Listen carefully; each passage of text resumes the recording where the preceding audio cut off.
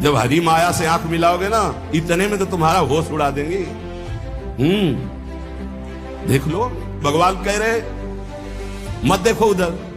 नहीं कहते हम बड़े सूरवीर हम देख रहे हैं, तो उनके पास बाण क्या है? अच्छा देखो, अब जाओ बैठोगे ध्यान में, वही मुस्कुराहट आएगी। बहुत सावधान। शरीराकर्षण होने लगे तो त्राहिमाम, भागो भागो। माया आती कैसे जानते हो? झुक के। तो जाती कैसे? रौन के। मोक्ष धर्मावलंबी साधु, कभी किसी जीव को मैथुन करते हुए मत देख लेना, नहीं जिसे हमारी दुर्गति हुई तुम्हारी पक्की हो जाएगी। जब कोई भोग दृष्टि से किसी माता बहन को देखता है तो मदिरा में उतना नशा नहीं, इतना उसकी बुद्धि भ्रष्ट हो जाती इस दृष्टि मात्र से। इसलिए गोस्वामी तुलसीदास जी ने कहा है, जो चाहे आपन कल्याणा, सुजस सुमत शुभगति शुभ नाना, शुभ परनार लीलार गोसाई, तजौ चौथ के चंद्र की नाई। जैसे चौथ के चंद्रमा को देखने से कलंक लगता है, ऐसे ही किसी भी माता बहन की तरफ काम दृष्टि से देखोगे मरोगे। मरोगे मरना परमार्थ से भ्रष्ट हो जाओगे, होश में हो जाए। ये जब बहुत तिरछी चितवन से माताओं बहनों की तरफ जो देखते हैं तो लगता है तुम समझते हो हम बड़े वीर हैं, बड़ी चतुराई से देख रहे हैं। अरे अपने नाश का रास्ता पुष्ट कर रहे हो, उनका कुछ नहीं बिगाड़ पाओगे। वो हरि माया बलवंत भवानी, वो इतने बल से युक्त है, तुम्हारा चितवन और मुस्कान सब तुम्हारे लिए ही नरक का द्वार बन जाएगी। इसलिए होश। अरे आए हो अपना काम बनाने की, काम बिगाड़ने आए हो? जहां काम बन रहा है वहीं काम बिगाड़ने आए हो तो तुम्हें विश्व में कहां ठोर मिलेगी? धाम में सत्संग में तुम इधर उधर ताक झांक करोगे। अरे तुम्हें धिक्कार है, दुनिया में ताक झांक करते हो, यहां तो अपनी तरफ झांक लो, यहां तो अपने अंदर झांको कि तुम क्या हो। वही बहिर्मुख वृत्ति, वही।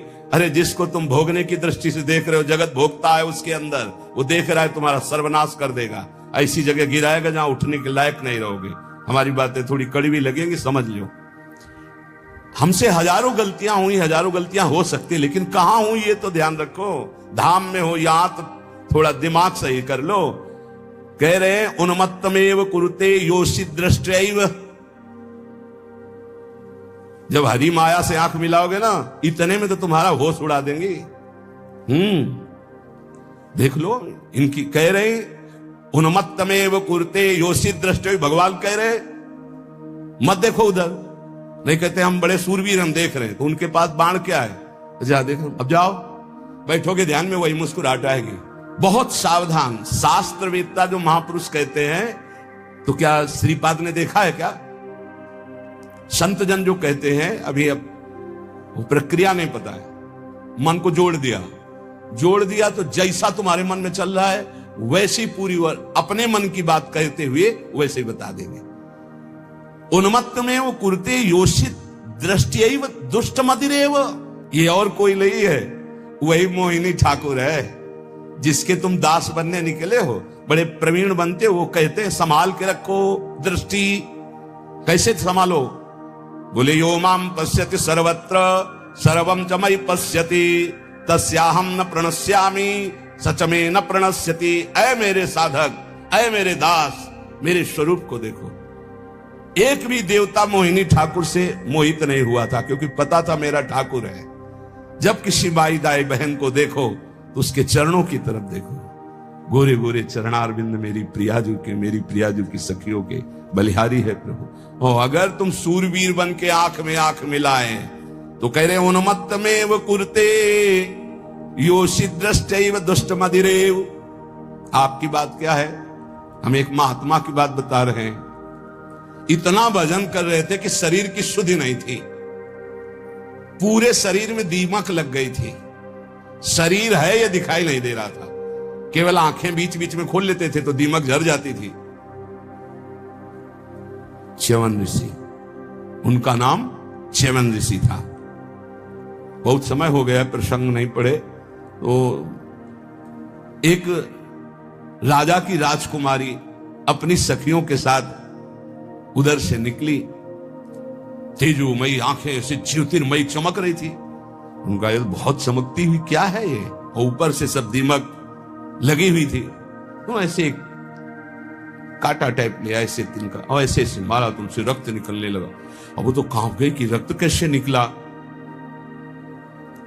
अब सबके मलमूत्र बंद कर दिए, पूरे राजा से लेकर जितना परिकर, जितनी सेना, सबके च्यवन ऋषि ने। हाहाकार मच गया। तो उनमें कुछ विद्वान लोग भी साथ थे। उन्होंने कहा किसी ब्रह्म ऋषि का अपराध है। ढूंढा गया अपराधी कौन है, यहां वन में किसी ऋषि का अपराध। तब राजकुमारी ने कहा कि अगर कोई ऐसी बात है तो मेरे द्वारा अपराध शायद बना है। एक दीमक का पिंड जैसा था, उससे 2 ज्योति जगमगा रही थी और हमने उसमें, तो उससे रक्त सारे बोले च्यवन ऋषि का ये पूरा क्षेत्र है, कहीं ऐसा तो नहीं किया च्यवन ऋषि को तुमने। चलो आगे गाय और ब्राह्मण करके च्यवन ऋषि से बंधना। महाराज सबकी लघु शंका सोच खोल दो। बंद कर दिए सबके। अब कितनी देर भाई, 6 घंटे 8 घंटे में सबके। महाराज शर्त कैसे खुलेगी आप बस बताओ। शर्त सुकन्या, राजकुमारी का नाम सुकन्या, सुकन्या दे दो। राजकुमारी से कहा अब राजकुमारी ना कैसे, अपराध तुमने किया ऋषि की सेवा में, तुम्हें उन्मत्तमेव कुरुते योषित दृष्टैव दुष्ट मदिरैव। जाओ सबके लघु शंका सोच खुल जाए, जाओ अब सब यहां से। वो तपस्या के द्वारा महल वैभव और अपना स्वरूप प्रकाशित किया जो देवराज इंद्र के पास भी नहीं।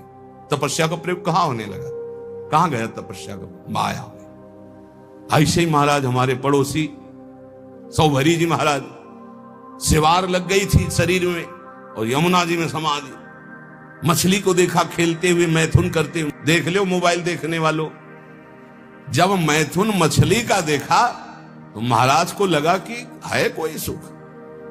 बताओ अभी तक जल में हजारों वर्ष समाधि लगाने वाले महात्मा ब्रह्म सुख का वो अनुभव, और मछली के मैथुन सुख को देखकर सोचा अब तो इस सुख का अनुभव करेंगे। तो सामर्थ्यशाली महात्मा कहां जाए, तो छोटे मोटे घर गृहस्थी के पास थोड़ी गए। चक्रवर्ती सम्राट राजाधिराज मानधाता के पास दुर्गंध आ रही थी मछली किसी शरीर से, सिवार पानी के अंदर की हड्डी हड्डी थी, गाल चपके हुए, आंखें तेजोमयी, देख के डर जाए आदमी। महाराज तो मानधाता बहुत बड़े प्रतापी राजा हुए हैं। महाराज आज्ञा कीजिए। बोले विवाह करना चाहता हूं। बोले आदेश कीजिए, किससे कराए? बोले आपकी राजकुमारी से। 50 कन्या थी। घबरा गए कि ऐसे महात्मा के लिए अगर राजकुमारी समर्पित कर दी तो मतलब राजकुमारी का जीवन क्या होगा, महलों में पल। तो उन्होंने कहा महाराज जो तुम्हें राजकुमारी पसंद हो पसंद कर ले आप उसे, क्योंकि जानते थे ना बोले कि सांप हो तो सांप कौन भोगे, इनको पसंद ही कौन करेगा। बोले महाराज जो तुम्हें पसंद कर ले। तो समझ गए सौभरी जी, तपस्या के द्वारा ऐसा रूप बनाया। मंत्री ने जाके कहा महाराज सौभरी पधार रहे हैं, जो राजकुमारी पसंद करना चाहे पसंद कर ले। जब पधारे तो खुशबू से पूरा महल भर गया, तेजो रूप। 50 ने कहा हम वरण करेंगे। बोले चलो। मानधाता से कहा 50 पुत्रियां तुम्हारी तय। मानधाता के सामने सौभरी ऋषि और उनके सामने दिव्य रूप। मानधाता ने कहा रहेंगी कहां? बोले कल आ जाना यमुना किनारे। ऐसे अमरावती नगर से भी श्रेष्ठ पुरी की रचना की, सेवा खाती घोड़ा रत्न वैभव सब। फिर 50 से 500 हो गए धीरे धीरे। तो जब बैठे थे वो अगल बगल छोरी छोरा खेल रहे थे, तब उनको ध्यान आया इन्हीं से बचने के लिए तो यमुना में समाधि लेते थे। तब उन्होंने एक श्लोक गायन किया, संगम त्यजेत मिथुन व्रतिनाम मुमुक्षु सर्वात्मना न विसजेत बहिरेन्द्रियाणि एकश्चरण रहश्चित्त मनंत से युंजीत तद व्रतिषु साधिषु चेत प्रसंगः। ऐ मोक्ष धर्मावलंबी साधु, कभी किसी जीव को मैथुन करते हुए मत देख लेना न, जिसे हमारी दुर्गति हुई तुम्हारी पक्की हो जाएगी। मोबाइल वाले, क्योंकि ऐसे थोड़े जल्दी सहसा दृष्टि नहीं जाएगी, पर मोबाइल में एकांत में चली जाएगी, चिटकिनी बंद। बोले क्या? बोले हमारा एकांत भजन का समय है। अब सर्च करके जो देख रहे हैं तो वो तुम्हारा सर्वनाश कर देगा। मछली की क्रीड़ा से मेरी ये दुर्गति हो गई। बोले तुम्हारी क्या होगी? इसलिए संगम त्यजेत मिथुनम, व्रतिनाम मुमुक्षु, जो मैथुन धर्म से युक्त प्राणी, इनका संग त्याग दो, इनका दृश्य मत देखो, इनका संभाषण मत सुनो। सर्वात्मना न विसजेत बहिरेंद्रियाणि, इंद्रियों को खुला छूट मत दे दो, अंतर्मुख रखो, एकस अकेले रहो। चित्त मनंत से, चित्त को ईश्वर में सदैव लगाओ। अकेले का मतलब आंतरिक वृत्ति से। गुफा में भी प्रपंची बहुत समाज में ही रहता है, और प्रपंच में रहता हुआ साधक भी अकेला रहता है। सदैव चित्त को अपने इष्ट में लगाते रहो, किसी का संग न करो, और संग करो तो किनका? तद व्रतेषु, जो भगवत व्रत धारण करने वाले साधु जन हैं, भक्त जन हैं, उनके बीच में रहो। ये बाढ़ है, इस बाढ़ के अंदर बच जाओगे। साधु समाज की बाढ़ में बहुत बचत होती है। अगर हम गिरने जा रहे हैं तो दूसरा हमें थाम लेगा। इसलिए कह रहे हैं उन्मत्तमेव कुरुते योषि दृष्ट्वैव दुष्ट मदिरेव। दृष्टि मिलाना बंद कर दो, दृष्टियैव दुष्ट मदिरेव। बस गए, पाताल का रास्ता पक्का। 5 बाण है उसके, 5 संधान कर दे तो शंकर की समाधि भंग कर दी। तुम तो जीव हो, शिव की समाधि भंग कर दी। औरों की तो बात जाने दो, अपने स्वरूप में आ जाए काम ना। हाँ, तो जो ब्रह्म में देखत रहे, देखें चराचर नारीमय, जे ब्रह्म में देखत रहे। अबला बिलो कई पुरुषमय, पुरुष सब अबलामयम, दुई दंड भरी ब्रह्मांड भीतर काम कौतुकयम। कोई साधारण वीर है? देवाधिदेव महादेव की समाधि भंग कर दी। तब उन्होंने कहा कि त्रिभुवन में ऐसा कौन? तो देखा आम के पेड़ में छुपा बैठा, तीसरा नेत्र खोला, राख का ढेर हो गया। अब वो तो शिव हैं, तुम्हारे है तीसरा नेत्र? दुई है, तीसरा तो बंद है तो सबके तीसरा नेत्र ज्ञान नेत्र। ज्ञान से काम भस्म हो जाएगा। या प्रेम नेत्र खुले हृदय में, और या बुद्धि में ज्ञान चक्षु, वो गुरुदेव की कृपा से खुलते हैं। अज्ञान तिमिरांधस्य ज्ञानांजन शलाकया चक्षुरुन्मीलितम मेन तस्मै श्री गुरुवे नमः। ए भाई, मान लो ऐसे बात करो जब बात करना हो। ये बहुत ही सावधानी की प्रार्थना कर रहा हूं।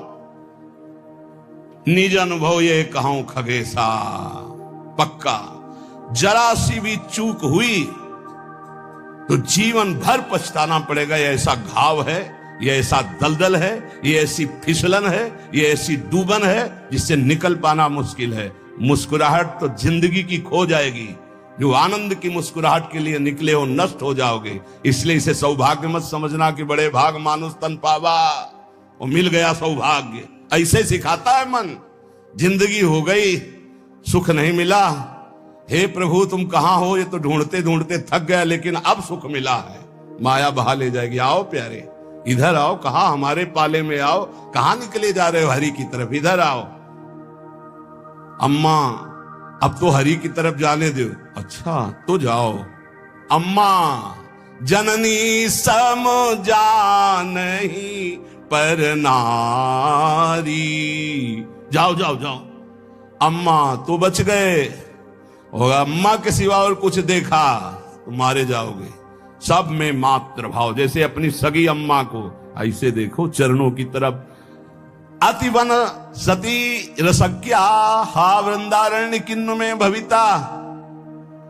वृंदावन वास करना इसीलिए बहुत कठिन है। वृंदावन अब क्या उपाय हो सकता है? जिसकी दृष्टि खराब हो गई है, संभल जाओ। सत्संग है, संभल जाओ।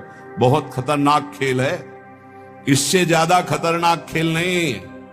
हाथ जोड़ के, मुस्कुरा के, प्रणाम करके प्रणाम करवा देंगी, ऐसी प्रबल माया है। हाथ जोड़ना पड़ेगा, घुटने टेकना पड़ेगा, रोना पड़ेगा, फिर भी क्षमा नहीं होगी। माया आती कैसे जानते हो? झुक के। और जाती कैसे? रौंद के। ये शब्द याद रखो। सौभाग्य मत मान लेना। बड़े भाग मानुष तन पावा, सुर दुर्लभ सदग्रंथन गावा। साधन धाम मोक्ष कर द्वारा, साधन धाम मोक्ष कर द्वारा। अति दुर्वारा इंद्रिय वैरिण आमर्दयन्ति सततम माम। बद्ध्वा बद्ध्वा त्यार्ति दकारायाम हा हरे परित्राही। ये पीड़ा देने वाली दुष्ट इंद्रियां कारागार की तरह मुझे बंदी बनाना चाहती हैं। ऐसा ही है। सब कोई देख लो अपनी अपनी इंद्रियों को। ये दुर्दांत दुश्मन इंद्रियां निरंतर पीड़ा देते हुए मुझे बंदी बनाना चाहती भोगों में, नहीं, हा हरे परित्राहि त्राहि माम, ऐसे बचा जाता है। हे हरि मुझे बचा लो, मुझे इंद्रियां फंसा रही, मुझे फंसा रही। कंदर्प शविष विषखैर निरवधिमं दह्यमानस्य, शिकारी वीणा वादन करता है हरिण पहले बुलाने को, इतना मधुर वीणा वादन साधु बन के बजाता है। हिरण बेचारे नजदीक आ जाते हैं, पास में ही धनुष बाण मारा खींच के, वही ढेर हो गया। कंदर्प शविष विषखैर, ये शरीर है वीणा का, कामदेव की वीणा वादन का शरीर का आकर्षण करके, और निरवधिमं दह्यमानस्य विषखैर, काम बाण का संधान किया, ढेर कर दिया। बड़े बड़ों को इतिहास साक्षी है, इसलिए पहले वीणा वादन से ही बचे। शरीर आकर्षण होने लगे तो त्राहिमाम, भागो भागो। अगर आपको अपना सुंदर बनाना है तो परम सुंदर श्री हरि का ध्यान करो, प्रियाजू का ध्यान करो, संयम से रहो, तब तो समझ। अच्छा, हमारी सुंदरता तभी काम की जब सुंदर शिरोमणि प्रभु हमें स्वीकार कर ले। ये मरण धर्मा शरीर दीजेंगे तो क्या करेंगे, क्या करेंगे, क्या दे देंगे मरण धर्मा। इसलिए अति दुर्वारा इंद्रिय वैरिण आमर्दयंती सततम माम। गौर से देखो तो प्रभु दिखाई देने चाहिए, अन्यथा कुछ नहीं है इनमें। कौन सा सुंदर रूप है, कहां सुंदरता है, कहां सुंदरता रह गई है।